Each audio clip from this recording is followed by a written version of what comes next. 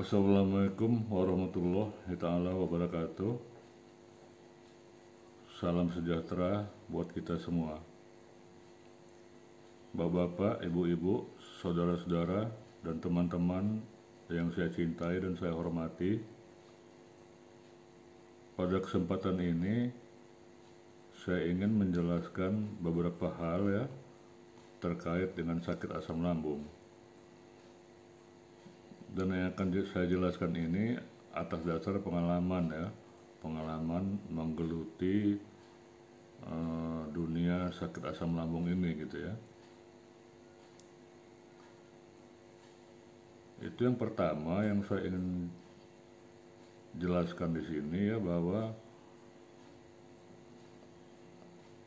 banyak yang terjadi ya, itu sakit asam lambung itu terjadi pada anak-anak gitu ya, pada anak-anak. Jadi mulai dari umur 6 tahun ya sampai ke umur 17-an ya, 17-an ya, artinya dari tingkat SD ya, awal SD atau sebelum masuk SD sampai ke pelajar ya, SMA ya, SMA.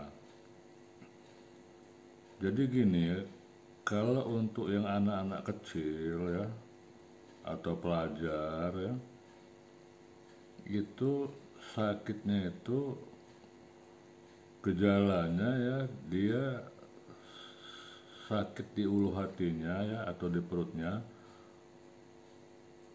kemudian kepalanya pusing ya, pusing, merasa sering pusing, kemudian tidak ada nafsu makan ya,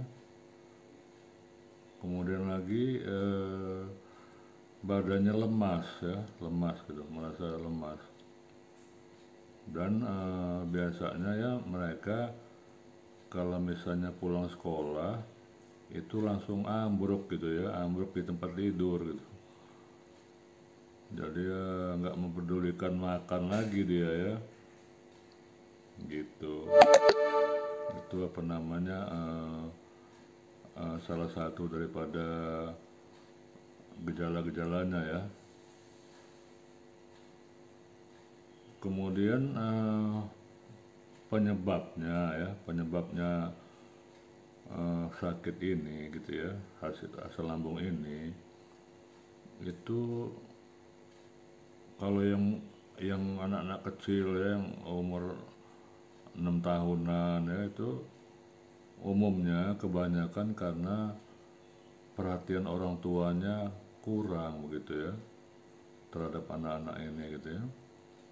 Jadi makan tidurnya itu kurang mendapat perhatian ya, mungkin karena kesibukan atau karena misalnya dia menyerahkan sepenuhnya kepada pembantu, akhirnya anak ini kesejahteraan makan minumnya, tidurnya itu terlantar gitu ya, terlantar.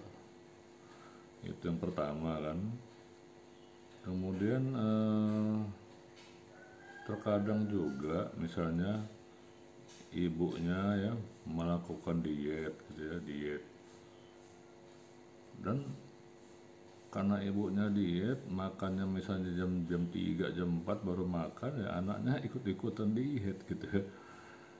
Itu jadi yang jadi masalahnya juga. Kemudian anak-anak ini kan sering main ya, main dengan teman-temannya, kemudian dia jajan sembarangan gitu ya.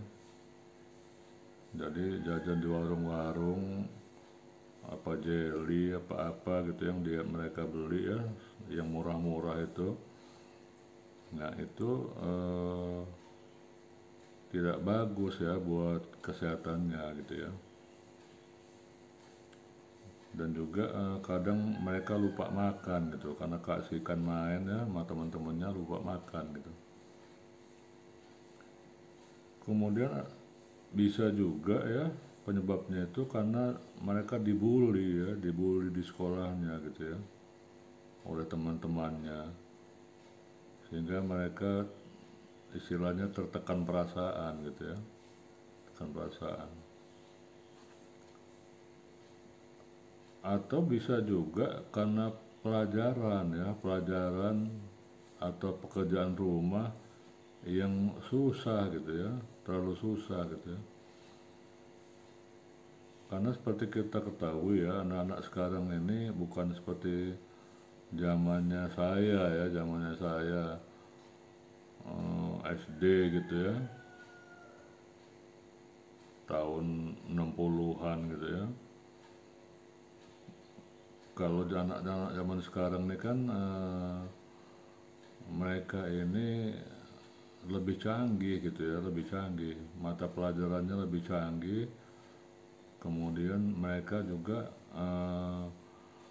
kadang saya perhatikan ya, cucung-cucung itu ya yang di rumah itu sampai jam 3 gitu sekolahnya ya, sampai jam 3 sore.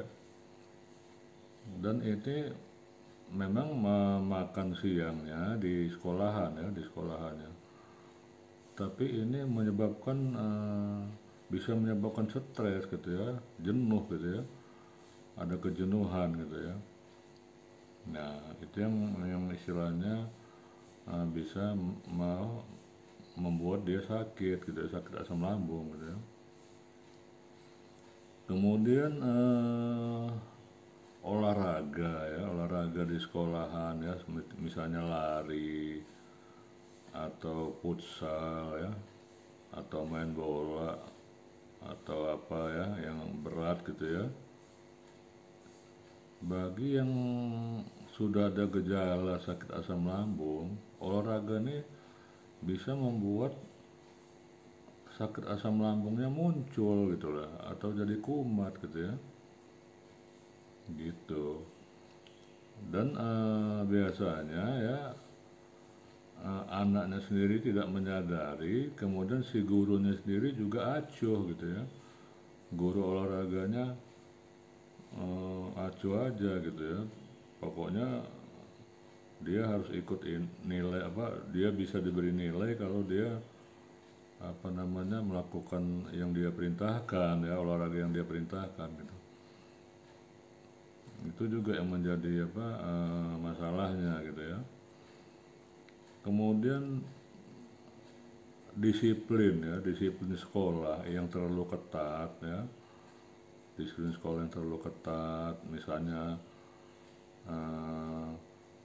katakanlah pesantren gitu ya, katakanlah pesantren misalnya contohnya yang harus bangun pagi sekali gitu ya, subuh, kemudian apa ngaji segala macam ya, yang istilahnya sangat ketat gitu ya, sangat ketat.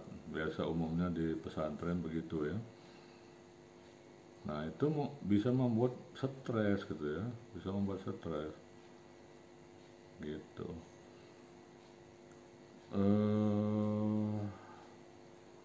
Juga misalnya gini, misalnya orang tuanya misalnya dalam hal pembayaran apa uang sekolah atau apa ya, kalau dia sekolah di swasta ya, misalnya sering terlambat pembayarannya itu membuat si anak tuh malu gitu ya, membuat si anak ini punya perasaan malu sehingga akhirnya dia stres gitu ya, gitu.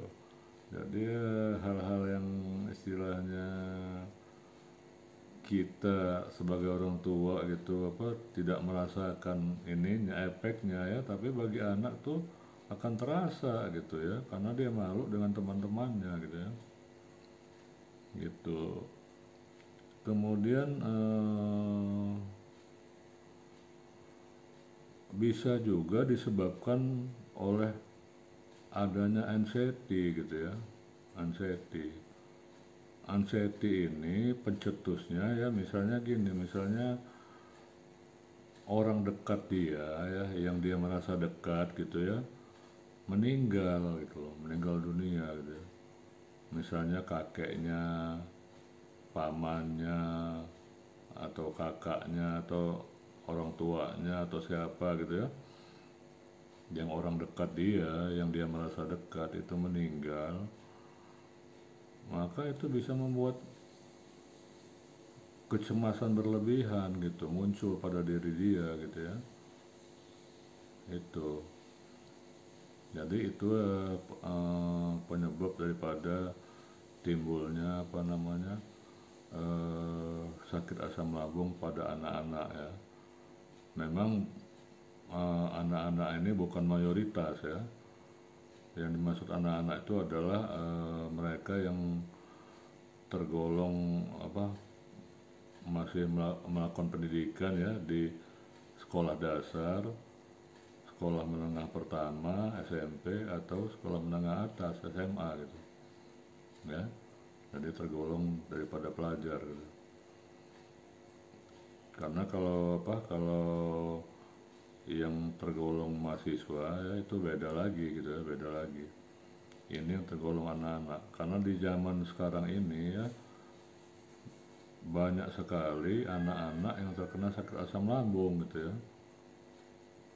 Gitu. Di samping memang faktor yang saya sebutkan di atas tadi, juga mungkin faktor zaman modern ini kan banyak orang jual chicken ini chicken itu. Nah itu yang membuat istilahnya nggak asam lambungnya nggak ini ya, nggak terkontrol gitu kesehatannya gitu ya, terutama pencernaannya.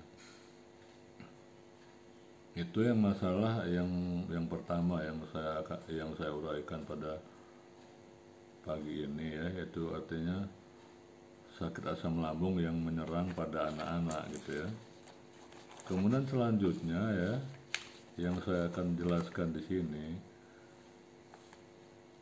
itu bahwa ya tidak semua sensasi itu karena asam lambung gitu ya.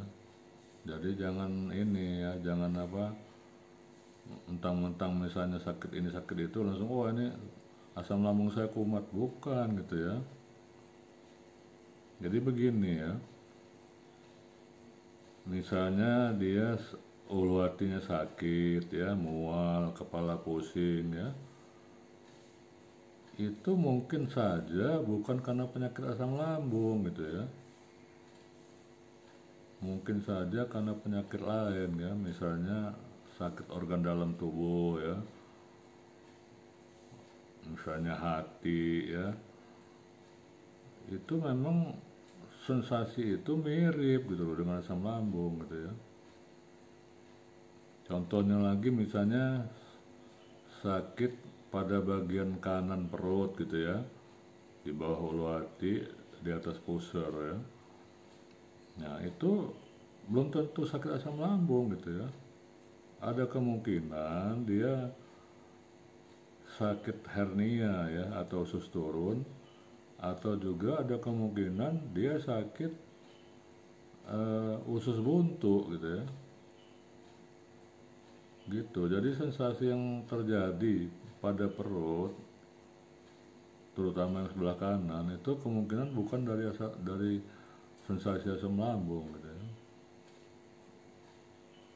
Ada satu lagi ya yang sering terjadi itu sesak napas ya, sesak napas.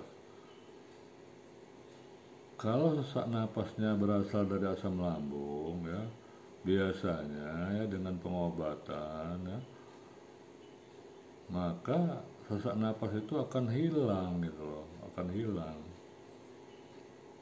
Tapi kalau misalnya dia bukan berasal dari asam lambung, itu bisa lama ya, hilangnya bisa lama. Karena apa? Karena tidak bisa diobati dengan obat asam lambung gitu ya. Jadi misalnya gini, misalnya dia sesak napas, nah itu harus diperiksa dulu ke dokter gitu ya, ke dokter ahli ya, ahli paru-paru atau dokter yang pengalaman ya, di ronsen dulu atau dilihat ada alat-alatnya kedokteran ya, bisa tahu apa penyakitnya gitu ya.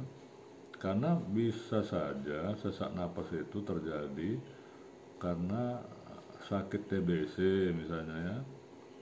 Nah, kemudian sakit bronkitis misalnya ya, kemudian sakit asma ya, kemudian sakit paru-paru basah ya, paru-paru basah itu bisa membuat sesak gitu ya, sesak napas. Jadi sekali lagi saya katakan ya bahwa tidak semua sensasi sesak napas itu karena asam lambung gitu ya.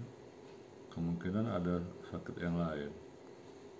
Oleh sebab itu perlu pemeriksaan ke dokter ya, ke dokter ahlinya gitu. Yang perlu juga saya sampaikan yaitu mengenai kita gitu ya. Kita sering menebak-nebak gitu ya, atau menerka-nerka gitu ya, sakit asam lambung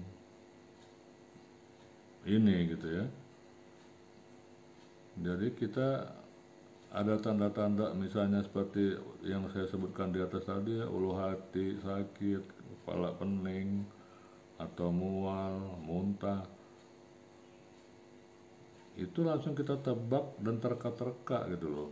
Oh ini saya kena asam lambung. Nah ini yang nggak boleh gitu ya. Karena apa? Karena yang bisa mendiagnosa itu ya dokter gitu ya, dokter ya.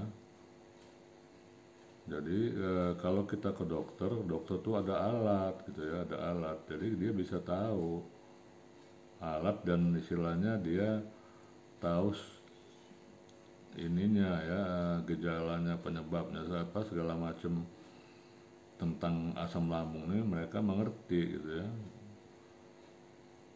Jadi kalau sudah ada diagnosa dokter ya, ataupun mantri ya, mantri di puskesmas misalnya ya, nah itu baru kita bisa bilang bahwa kita sakit asam lambung gitu ya.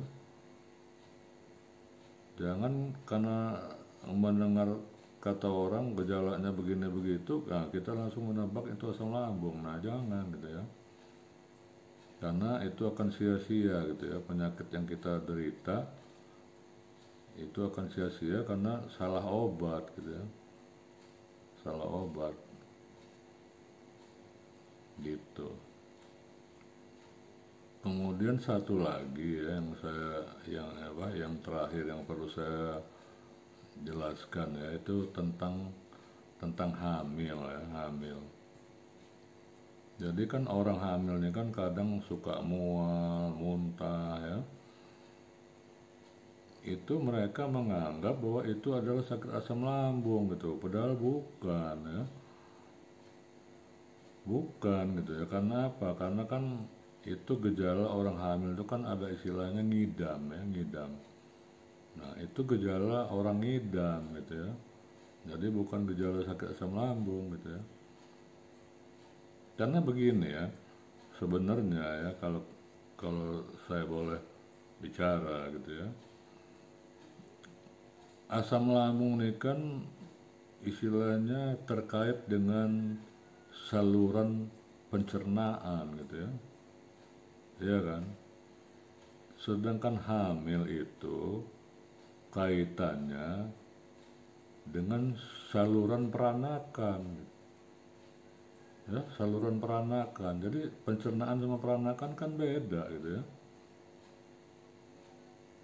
Kecuali kalau misalnya orang hamil itu memang sebelumnya ya, dia memang sudah didiagnosa oleh dokter dia sakit asam lambung.